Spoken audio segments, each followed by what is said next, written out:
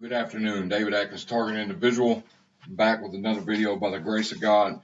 Today, just going to be a video. I found some interesting comments and quotes from experts in the TI program, whistleblowers, FBI, ex-FBI agents, NSA whistleblowers, et cetera, et cetera. And I'm just going to read them off. Very interesting to hear what they have to say. But first, I'm going to just read this one verse, and then I'm going to go into the information. It comes from Matthew 6:24. No one can serve two masters. Either you will hate the one, love the other, or you will be devoted one and despise the other. You cannot serve both God and money. Okay, here we go. All right, the first one's from Ted Gunderson, ex-FBI agent. Gang stalking is actually a self-harm term for a government no-touch torture program. And this is the second one's from Mark M. Rich, author and targeted individual, from his book Overview, The Hidden Evil. Gang stalking is a very clever disguised program of torture and murder. In January 2007 issue of the Washington Post, Dr. Colby Alexander said non-lethal weapons should be used to electronically neuter people. In his article, New Weapons for a New World Order, Boston Globe, March 1993, he wrote, the United States must be able to protect national interests and values, even in ambiguous circumstances. According to former intelligence officer Julianne McKinney's 1992 report, the pattern of directed energy attacks and gang stalking is the same all over the world. The program is being used to silently neutralize all people that the New World Order believes will be troublesome to their rule. In particular, this includes intelligent, independent, free-thinking, incorruptible nonconformists. The control mechanisms in the Soviet Union, which included the targeting of the civilian population, was only made possible by the citizens who stalked and harassed people in public. The KGB's success, added McKinney, depended on the extensive use of informant networks and agent provocateurs. McKinney stated, I think that once full control is established over a major percentage of the population and enough of the population is silent and unwilling to stick their necks out, then we will inevitably be heading towards a Holocaust. This next one's number 3 from Karen Melton Stewart, ex-NSA whistleblower. She says, I used to work for National Security Agency, the NSA. Post 9/11 laws are purposely being misinterpreted to say that since we, the USA, reserve the right to kill terrorists anywhere, anytime, that if we lower the criteria to less probable cause in regard to terrorist watch list, which was done in 2013, then thousands of random people can be put on the terrorist watch list, no questions asked.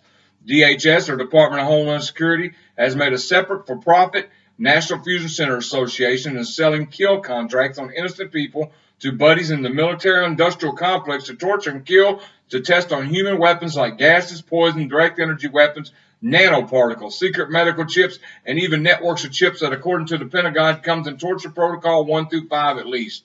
Another protocol being used, Melton said, is to order law enforcement to write off anybody who complains of the stalking and harassment and being tortured as crazy, and they're forbidden to help the person denied constitutional rights.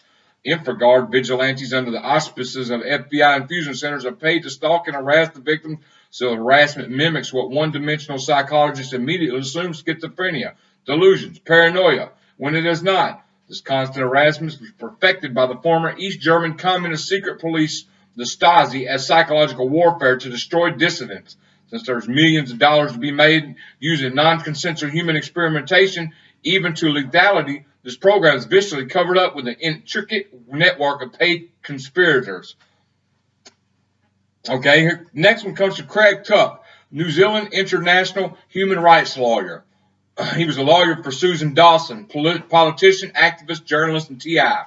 Activists all over the world are being targeted by the intelligence services for their activities. For their work in challenging the status quo, they're being made to pay a high price. These are ordinary civilians, our mothers, fathers, brothers, sisters, sons, and daughters, and friends. Untrained, non-military, they are being targeted by the most advanced military machine this planet has ever seen. Susan Dawson, hold on, and here's Susan Dawson right here. Number 5, Susan Dawson, New Zealand politician, journalist, activist, and TI. She said almost everything we were talking about comes under the umbrella of counterterrorism, but they expand their definition of counterterrorism to mean any threat to national security. Then they expand what a threat to national security is to include threats to critical infrastructure, which includes private corporations, banks, credit card companies, etc. So if you're a threat to critical infrastructure like a bank, you become a threat to national security. then all the apparatus of the state is used to target you. Government departments justify spying on their own citizens as part of being a risk management. We've seen the invoices of governments hiring private intelligence agencies to spy on targets on the ground, threats or targets on the ground. This is put on the general ledger as a security expense. Hence, the target of citizens. This is coming from a politician in New Zealand saying this. Hence, the target of citizens around the world who oppose some government policy or activity, we are being deemed a risk to either the government or the police security state to corporate entities. And then these military fusion centers are trading in our data and pushing them up through the military networks. The domestic police intelligence units and government departments and corporate entities don't like to do dirty work themselves, so they hire private investigators and private intelligence security contractors. And those contractors are the ones that hire teams of people that go stalk, target, interfere with, sabotage, destroy the lives of those who ever deemed to be a risk to the state. They're literally billing the government. So the government's identifying who should be targeted, and then these are the goons that are actually doing it. The privatization of surveillance means they must have professional growth and expand the number of targeted individuals. As more and more people are being targeted, there will be greater and greater awareness this is happening. If we don't stop this, eventually it'll be standard operating procedure that everybody's targeted. The expanding watch list are kind of a Ponzi scheme. Excuse me. Number 6, Elizabeth Mueller, activist and TI from Virginia. It's mind-boggling how many people are involved in targeting one person. It's quite terrifying, actually. It's like a full-scale military operation. There's somebody directing these operations. They can be psychological operations. It can be smearing people, stalking, physically breaking in. They want to always want to learn more and more about you. It's called the collect. They want to collect information about how they control you. They disseminate the information back to the team and keep them running missions. It can be constant. Targets will have people doing ops against them all day long. If they break into your house, they report back. How many people have they employed to do this useless work? Is half the country spy on the other half, paid to spy on the other half? That was a question she asked. Okay. Camille Piona, TI. Let's see, PDF Camille. Okay, she says 5 components of CIA information operations comprise the protocol of the present gang stalking of million American whistleblowers, dissidents, other civilians. These are PSYOPs, psychological operations, MILDEC, military deception, OPSEC, operation security, CNO, computer network operations, and 5, EW, electronic warfare. Regarding PSYOPs, note the U.S. Army okay, never mind. It showed a signal of a U.S. Army. It's got the PSYOPs, etc. So anyway, it said the MO used to accomplish this is that disclosure of sensitive material about the enemy that contains a credible threat attributed to a private party. Ostensibly is being disclosed to warn the target audience for their protection. In reality, the sensitive disclosure has been critically crafted to foment disaffection, discontent, opposition within the enemy's own circles. Deconditioning and any previous experience of the enemy as a pleasant person of sound and mind. And when he's talking about enemies, to replace target and enemy. So I should have said it should have been it warned the target audience for their protection. In reality, the sensitive disclosure had been specifically crafted to foment disaffection, discontent, opposition within the target's own circles. Deconditioning any previous experience of the target as a pleasant person of sound mind, conditioning a new perception of the target as severely disturbed, repulsive, noxious. The target audience has been made to fear and despise the target. Is further persuaded to distance themselves from the enemy. You know, they could be told. I've heard lies told about all kinds of targets. You know, they might say a target is a sex offender. They may say a target's a pedophile, sex offender, same thing.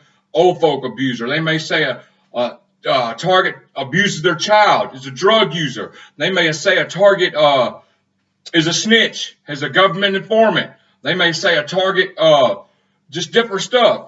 You know what I'm saying? A drug dealer, drug user, baby abuser. There's all kinds of stuff. But the most popular one is what I've seen is a sex offender. But yeah, and they can create files that they can show people to convince people this is true. So about the person when really it's not, but the files are so souped up they look real. Okay. So anyway, the source and originator of operation must deny their involvement and be perceived as disinterested, benevolent party merely passing on reports of danger obtained from private individuals. Prior to the operation, the black operatives extensively profile and assess the attitudes and vulnerabilities of their target audience and tailor the most effective approach. The lies crafted prey upon the specific fears of each target audience, depending on what the operatives would determine these specific fears to be. In every case, the enemy is portrayed as mentally ill and unstable, and as vengeful and posing a serious threat towards the person whom they have ostensibly come by to warn. Another name of PSYOPs is MISO, Military Information Support Operations.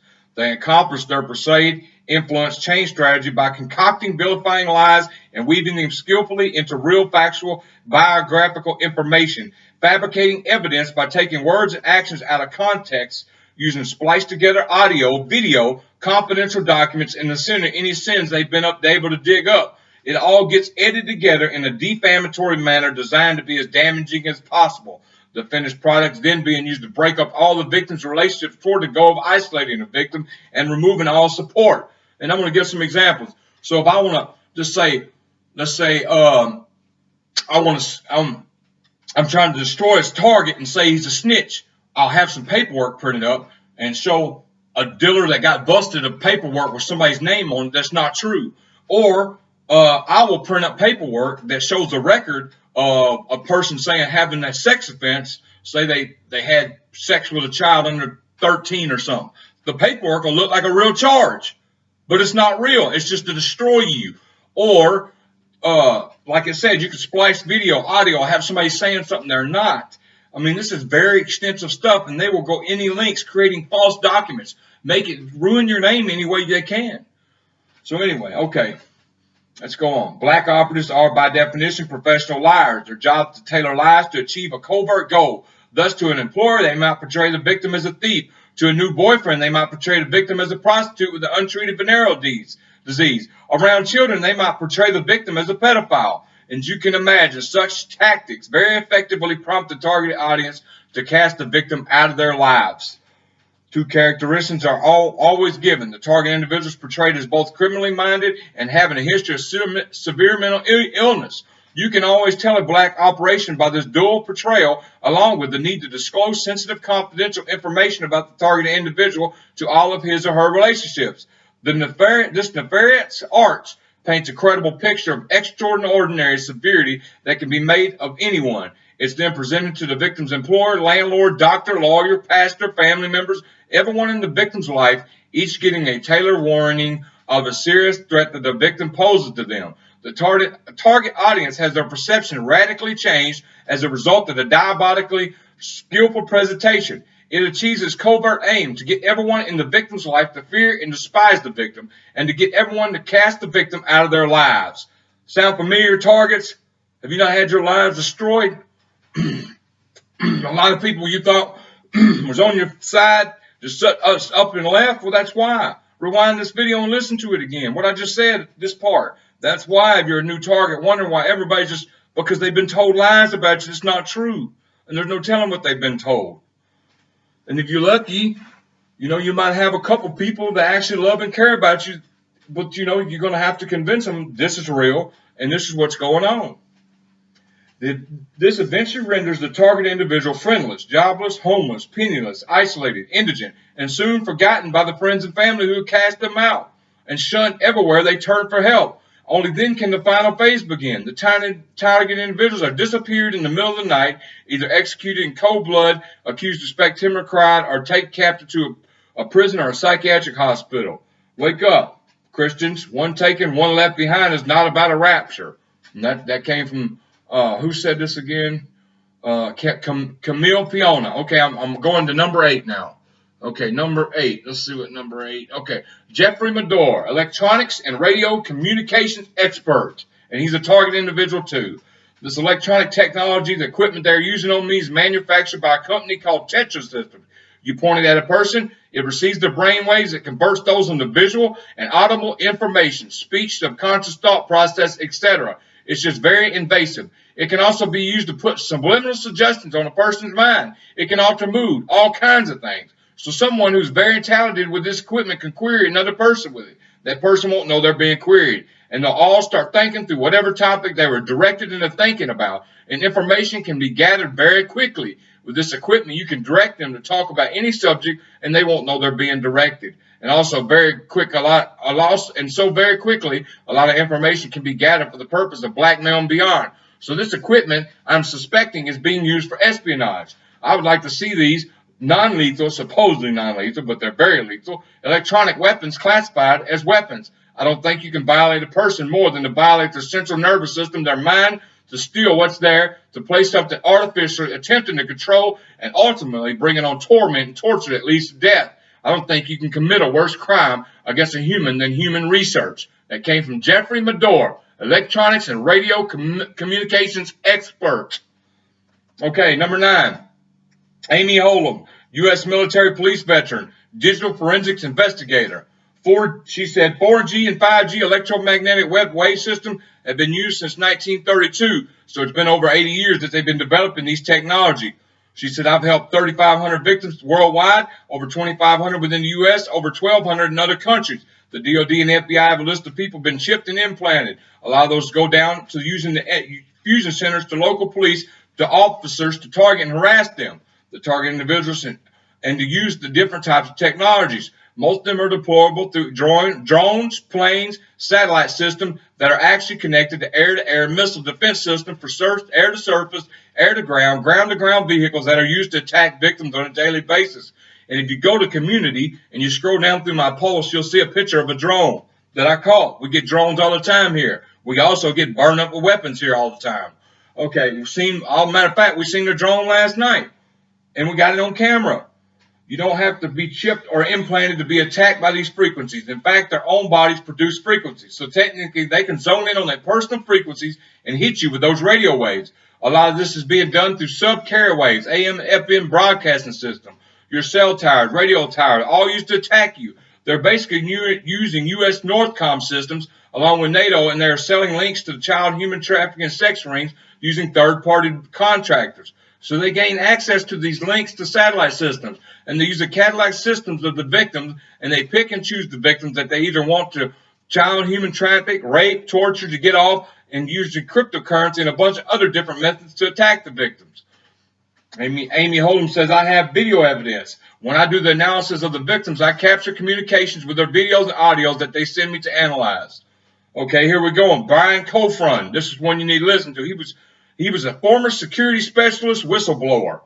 Amazon.com was collecting DNA samples from unemployed and others, storing them with the DNA database of millions of Americans. The main way they are now researching and developing the voice-to-skull hive mind frequency weapons for emotional manipulation, behavior modification, is to tune directly into the resonance of the DNA target that they're using the technology against. He said, I was assigned to the Israeli Defense Forces facility that stores the servers that the DNA databases are stored on, working with the people who are experimenting on the SIS employees and homeless population in Seattle. I learned that what was stored on those servers was the DNA profiles of the people that were being tortured and abused, experimented on by this technology. In that way, the technology worked was actually to tap into the resonant frequency of the DNA itself. One of the uses of Amazon's DNA database was to fine-tune this technology on each individual to provide total biohacking capabilities of the individual.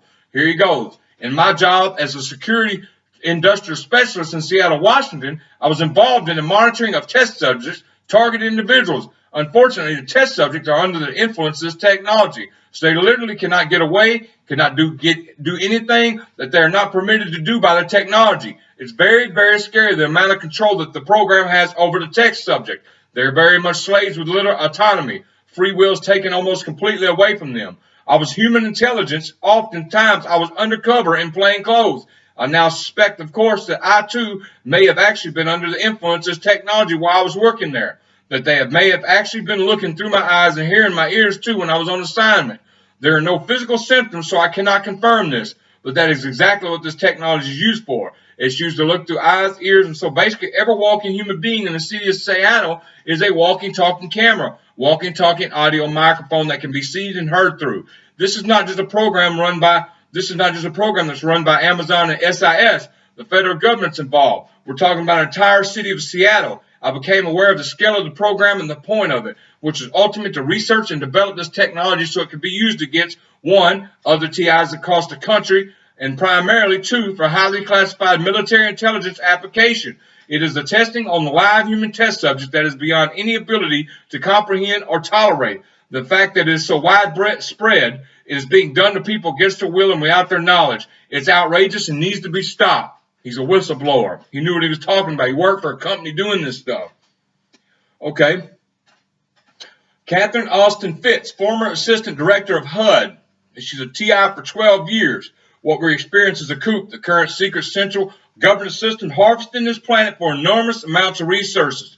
The central banking / warfare systems control everything through people, one person by person, one by one. Unbeknown to most of us, we have covert social credit system with three primary lines of control. 1, financial carrots and sticks. 2, surveillance and mind control. 3, covert ops, including covert physical intervention.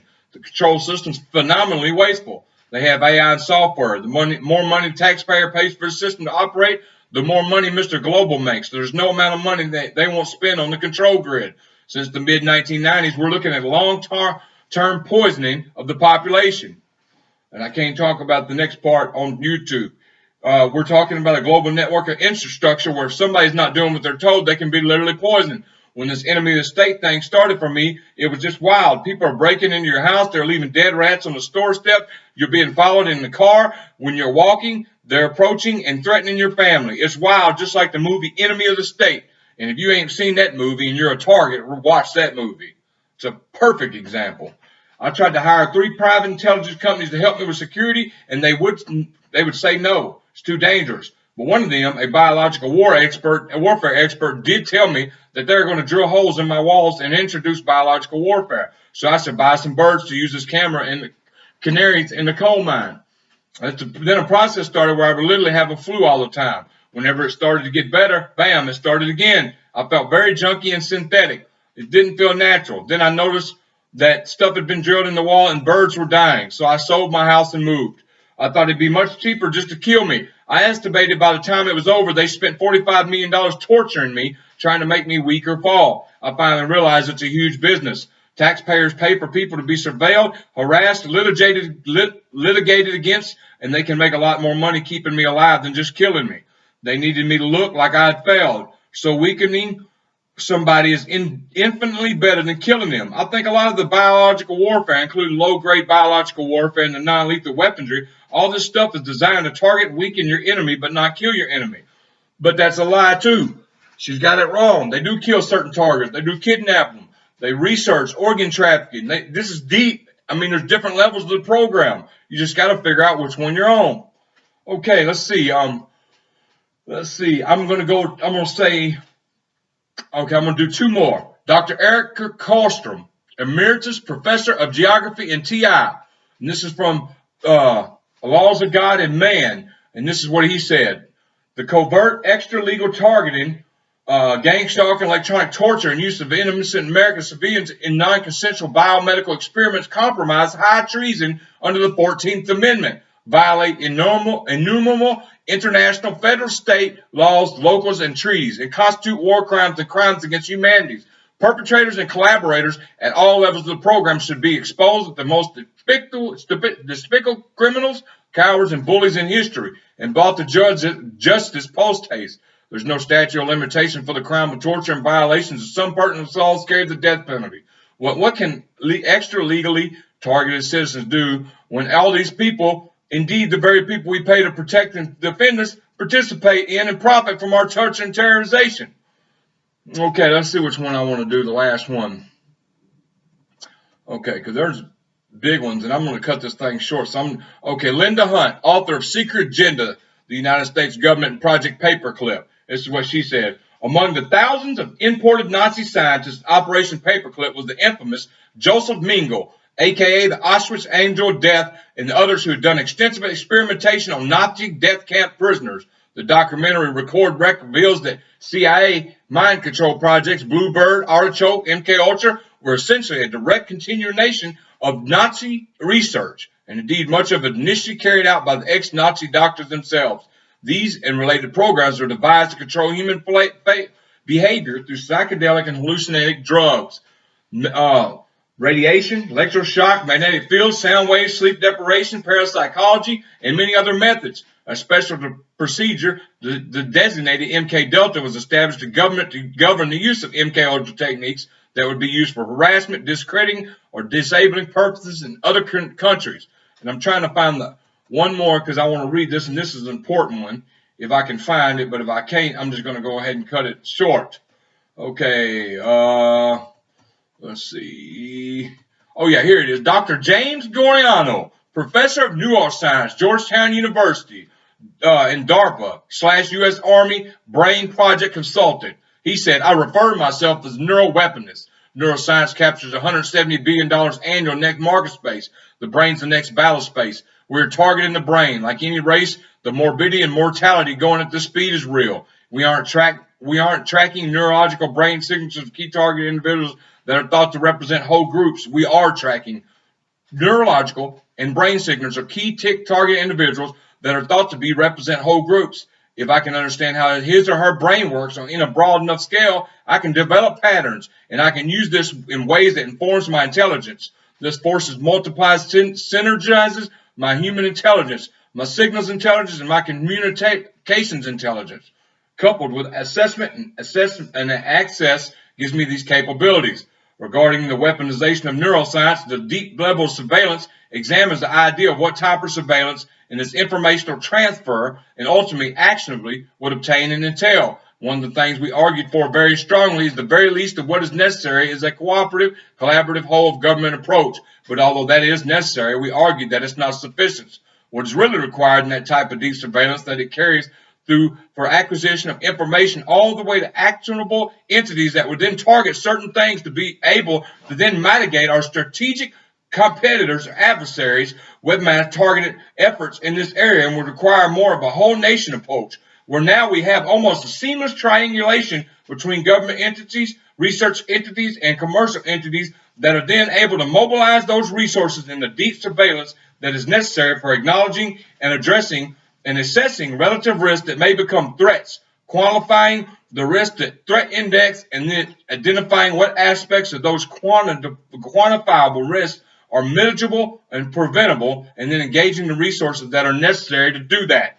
And I'm going to stop there. I hope you enjoyed this video. That's just some things from some whistleblowers who are credited. They have credits. You got, that have worked with this stuff and exposed it because they were tired of seeing humans get brought in the mix and it getting tested on them.